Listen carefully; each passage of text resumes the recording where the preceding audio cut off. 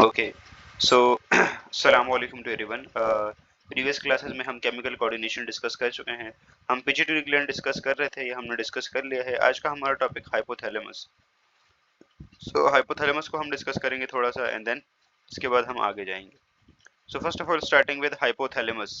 तो हाइपोथैलेमस हमारे पास क्या होते हैं भाई? ये हमारे सेंट्रल नर्वस सिस्टम का बहुत ही इंपॉर्टेंट पार्ट। हाइपोथैलेमस हमारे पास वैरायटी ऑफ फंक्शंस परफॉर्म करता है। इससे पहले हमने जैसे देखा था कि थर्म ऑस्मो रेगुलेशन में, थर्मो रेगुलेशन में और इन चीज़ों में बहुत ज़्यादा इंपॉर्टेंट रोल है। लेकिन साथ साथ में ये एंडोक्राइन सिस्टम को भी पूरी तरह से कंट्रोल करके अपने पास रखता है। ठीक है, तो ऐसा समझेंगे पूरे एंडोक्राइन सिस्टम की ये बीवी। हाइपोथैलेमस एंडोक्राइन सिस्टम की पूरी बीवी कंट्रोल करके रखती है सब कुछ। तो it is the important part of the fore brain.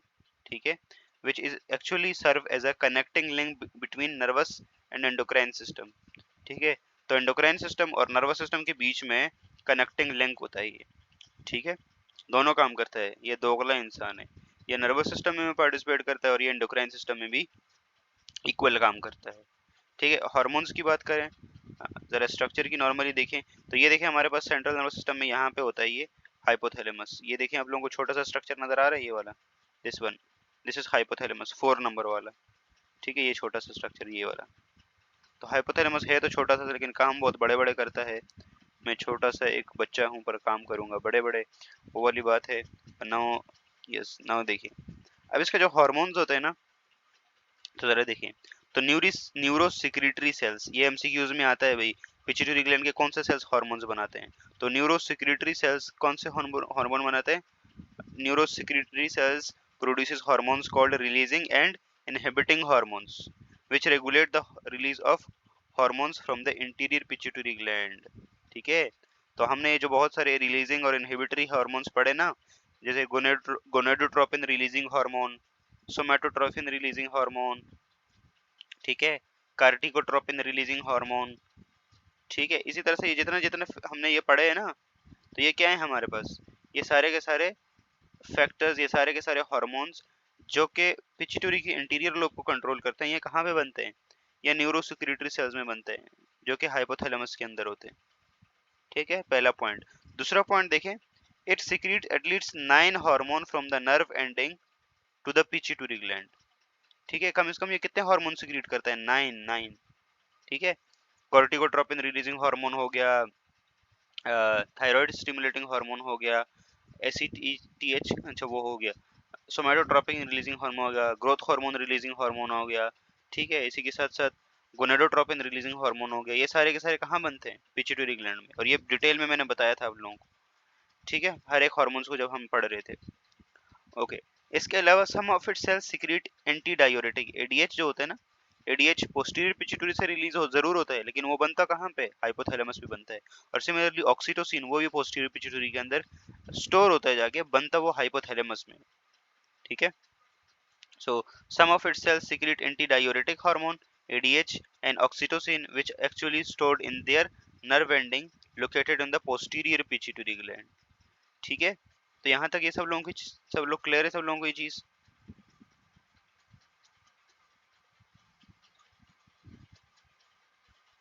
यहाँ तक क्लियर है सब लोगों को? आगे बढ़े, हाइपोथैलेमस की क्या क्या चीजें हैं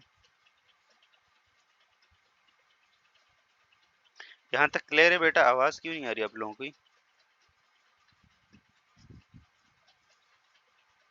ओके, ये हमने लोकेशन देख ली उसकी। अब जरा देखें पिट्यूटरी। तो पिट्यूटरी के हमने इंटीरियर लोब डिस्कस कर चुके हैं। ठीक है, इंटीरियर लोब के जो हार्मोन्स हैं वो डिस्कस कर चुके हैं हम। पिट्यूटरी क्या है हम डिटेल में डिस्कस कर चुके हैं। इसके इंटीरियर के हार्मोन हैं, growth hormone, TSH, ACTH, FSH, LH, prolactin और ये सारे इंटीरियर पिट्यूटरी से रिलीज होते हैं। ये हम डिस्कस कर चुके हैं, इनके क्या काम है ये हम डिटेल में देख चुके हैं। जिसको प्रॉब्लम है रिकॉर्डेड लेक्चर में जाके देख सकता है। इसके अगेंस्ट यहाँ देखें जरा, एडीएच और ऑक्सीटोसिन को, इन दोनों को हमने डिस्कस नहीं किया, तो इन दोनों को डिस्कस करते हैं। तो सबसे पहले हमारे पास ये पोस्टीरियर पिट्यूटरी से रिलीज होते हैं। कहाँ से रिलीज होते हैं? पोस्टीरियर पिट्यूटरी से। अब इनका काम क्या होता है भाई? ये इंटीरियर पिट्यूटरी वाले हार्मोन है, पोस्टीरियर वाले कहाँ गए भाई?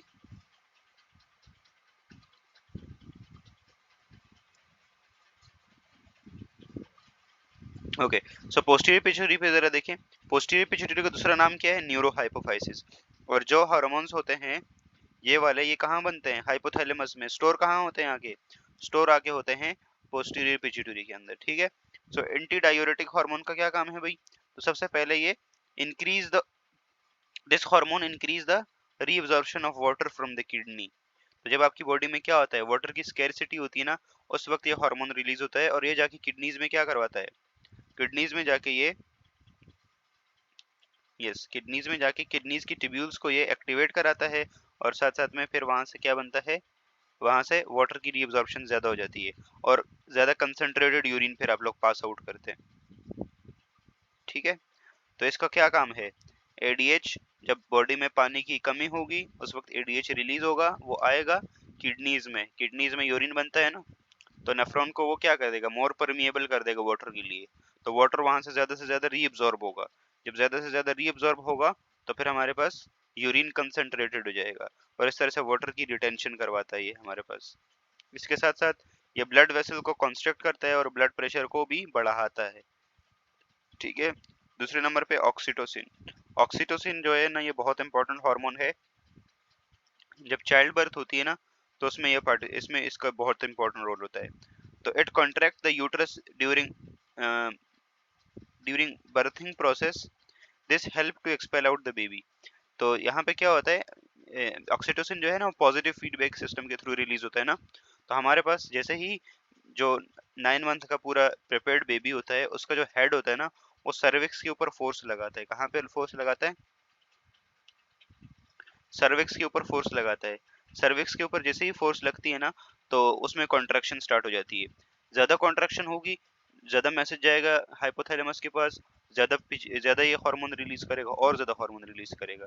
और कॉन्ट्रैक्शन होगी और ज्यादा हार्मोन, तो जैसे जैसे कॉन्ट्रैक्शन बढ़ेगी हार्मोन का रिलीज और ज्यादा होगा, ठीक है। और फिर इससे क्या होगा? अल्टीमेटली चाइल्ड बर्थ हो पाएगी।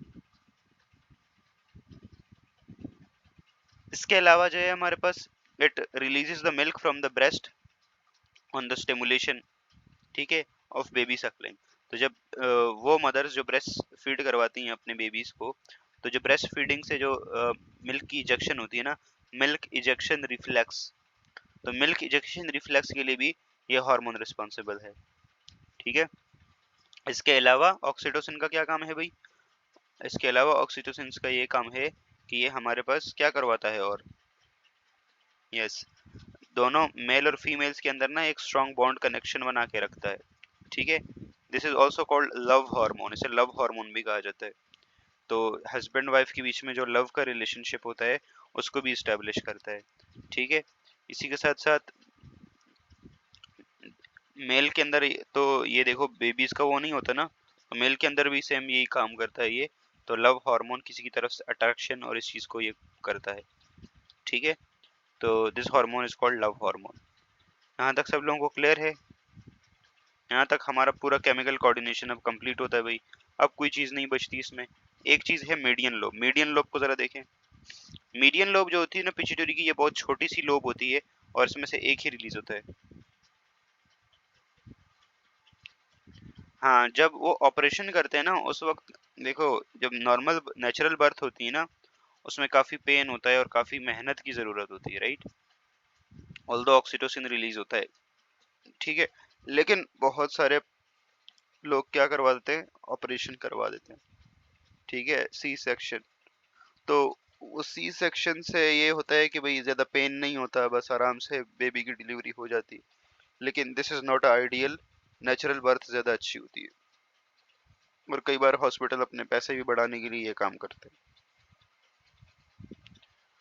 कि भाई अब अगर नेचुरल बर्थ होगी तो इसकी माँ नहीं बच्चे की माँ नहीं बच पाएगी। और हम तो फिर डॉक्टर पे ऊपर ट्रस्ट करते हैं और चलो भाई कर दिया ऑपरेशन, ठीक है। ओके, मीडियन पिट्यूटरी की बात की जाए तो मीडियन पिट्यूटरी में हमारे पास क्या है भाई? एक ही हार्मोन रिलीज होता है जिसको जिसे हम मेलेनोसाइट स्टिमुलेटिंग हार्मोन कहते हैं। यह मेलेनोसाइट स्टिमुलेटिंग हार्मोन स्किन के अंदर एक सेल्स होते हैं जिन्हें हम मेलेनोसाइट्स कहते हैं, ठीक है, मेलेनोसाइट्स। ये उन मेलेनोसाइट्स को जाके एक्टिवेट करता है, मेलेनोसाइट्स को जाके एक्टिवेट करता है और मेलेनोसाइट फिर रिलीज करते हैं एक पिगमेंट होता है जिसे हम मेलानिन कहते हैं, मेलानिन। और मेलानिन स्किन को ना डार्क पिगमेंटेशन देता है, डार्क कलर की। ठीक है। जब आप लोग धूप में बाहर निकलते हैं ना, उस वक्त एमएसएच रिलीज होता है। और एमएसएच जब रिलीज होता है तो धूप में जब निकलते हैं तो रंग काला क्यों हो जाता है? This is the reason. जब धूप ज्यादा होती है, ज्यादा धूप होने की वजह से जब बाहर निकलेंगे तो फिर क्या होता है, पिट्यूटरी की मीडियन लोब से एमएसएच रिलीज होता है। एमएसएच जाके हमारे पास मेलेनोसाइट स्टिमुलेटिंग हार्मोन्स को एक्टिवेट करते हैं। और मेलेनोसाइट स्टिमुलेटिंग हार्मोन्स क्या करवाते हैं? यस, मेलेनोसाइट जो सेल्स हैं वो मेलेनिन रिलीज करते हैं, और मेलेनिन स्किन को डार्क पिगमेंटेशन देता है। और डार्क पिगमेंटेशन के साथ साथ ये मेलेनिन हमें हम सूरज की हार्मफुल रेडिएशंस जो होती है ना, उनसे बचाता है। ठीक है। तो इसलिए मेलेनिन रिलीज होता है हमारे पास। इसके अगेंस्ट जो जिन लोगों का कलर का स्किन बहुत फेयर होता है ना, वाइट, उनमें मेलेनिन कम रिलीज होता है। और देखें वो वाइट कलर स्किन वाले कलर वाले लोग ज्यादा लाइट सेंसिटिव होते हैं, ज्यादा उन्हें बाहर जाते हैं तो फिर सनस्क्रीन लगानी पड़ती है। जबकि डार्क स्किन वाले लोग इतने ज्यादा सेंसिटिव नहीं होते क्योंकि उनका मेलानिन ज्यादा होता है। ठीक है। एक कंडीशन आप लोगों ने देखी होगी जिसमें बिल्कुल सब कुछ व्हाइट होता है, बाल, मूछें, मतलब फेस, एवरीथिंग इज व्हाइट। देखिए ये कंडीशन।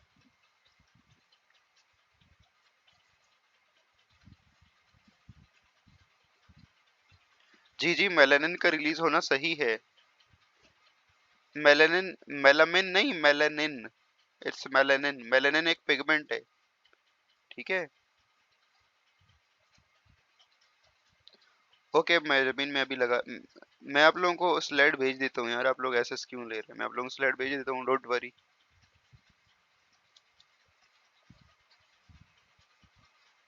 नहीं होना सही नहीं है।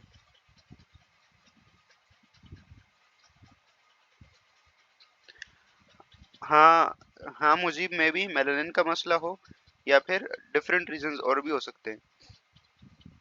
ठीक है। तो मेलानिन जो होता है ये करता है, और वो जो बिल्कुल वाइट वाली कंडीशन होती है ना, वो कंडीशन होती है हमारे पास अल्बाइनिज्म, उसे हम अल्बाइनिज्म कहते हैं। उसमें ना मेलानिन बिल्कुल बनता ही नहीं है। जब मेलानिन बनता ही नहीं है ना, तो उनकी पिगमेंटेशन भी लॉस्ट हो जाती है। इस कंडीशन को हम अल्बाइनिज्म कहते हैं। चैट पे मैंने लिख के भेज दिया है, पेन काम नहीं कर रहा। This is called albinism. तो अल्बाइनिज्म जो है ना, वो बहुत ही सब कुछ वाइट हो जाता है उसमें। और ये लोग भी ज़्यादा लाइट सेंसिटिव होते हैं फिर। और इस तरह के लोगों में स्किन कैंसर, इस तरह की चीज़ों की जो है वो ना, वो ज़्यादा होती है। जी लाइबा ऐसे ही है।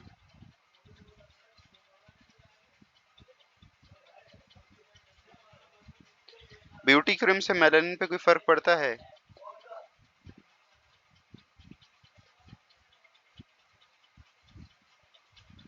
जी बिल्कुल, मेलानिन हमारे लिए बहुत अच्छा है, बहुत अच्छा है, बहुत अच्छे से भी बहुत अच्छा है।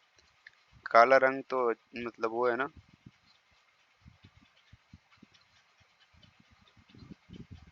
ठीक है। तो ये चीज़ें हैं, इस चीज़ों को हमें देखना चाहिए। और जो ब्यूटी प्रोडक्ट्स होती हैं वो मेलानिन पे क्या फ़र्क डालती हैं?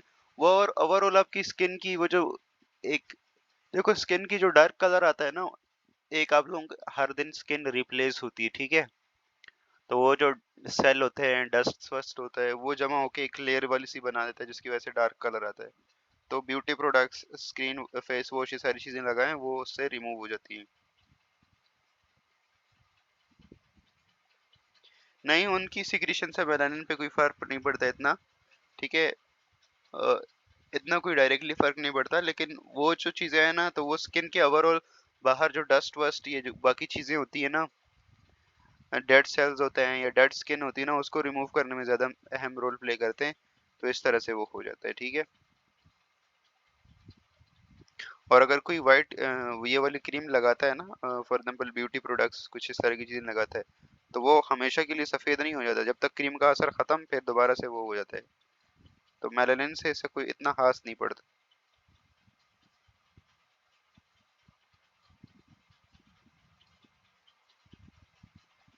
ठीक है। अब आई डोंट नो ब्लीच से खराब हो जाती है या नहीं।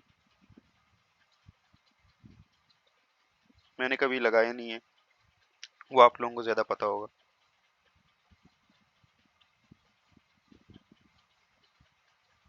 ओके, यहाँ पे मैं रिकॉर्डिंग स्टॉप कर रहा हूँ, बाकी अब नॉर्मल डिस्कशन करेंगे। आज के लिए इतना इनफ है। ठीक है।